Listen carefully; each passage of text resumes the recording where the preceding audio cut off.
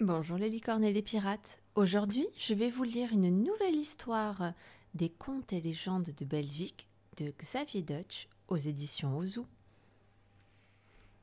Tchanches.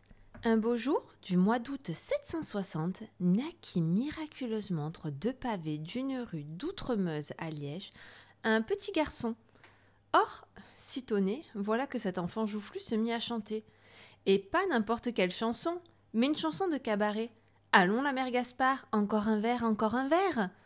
Et tous les habitants du quartier s'approchèrent pour voir cet étrange bébé qui demandait à boire. Aussitôt, chacun voulut l'adopter. Il faut dire que le quartier d'Outremeuse était différent des autres, c'était un endroit populaire, parfois méprisé par les bourgeois de la ville, mais peuplé de très braves gens, libres et généreux.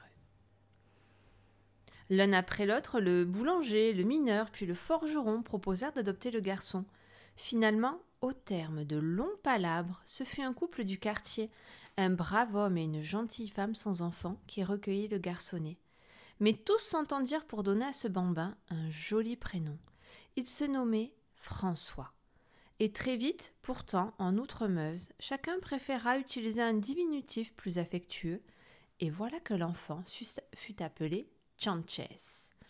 À manger, il recevait du hareng, et pour calmer sa soif, on lui servait de l'eau et des biscuits trempés dans le péquet, un alcool parfumé au genièvre. Tchanches grandit au milieu de ce bon peuple qui le réjouit. Certes, il n'était pas très beau, nous pouvons même affirmer qu'il était fort laid, avec ce gros nez au milieu de la figure. Mais quelle importance! Laid mais espiègle et intelligent. Alors le jour où l'on cherchait un personnage pour être la sainte Marcale du cortège du 15 août, voilà Tchanches qui se désigna. C'était courageux, car la Macrale est une vilaine sorcière barbouillée de charbon que l'on promène à travers les rues, sur un fauteuil et qui reçoit les colibés de la population. Cependant, il en fallait davantage pour rebuter Tchanches, et le petit garçon qui avait alors 10 ans à peine reçut l'admiration de tous.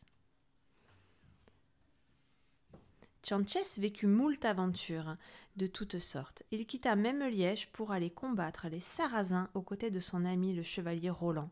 Sur son petit cheval brun, il fut le premier à pénétrer dans la ville de Saragosse et se couvrit de gloire. Courageux et vif, il tua de nombreux assaillants. Mais l'amour de sa ville et de son quartier demeura toujours le plus fort. Et lorsqu'il revint, ce fut pour se mettre en ménage avec Nanès, sa fiancée à la tête de grenouille, qu'il l'aimait autant qu'elle le rudoyait. Et muni de son rouleau à pâtisserie, quand il s'était un peu attardé au cabaret avec ses amis.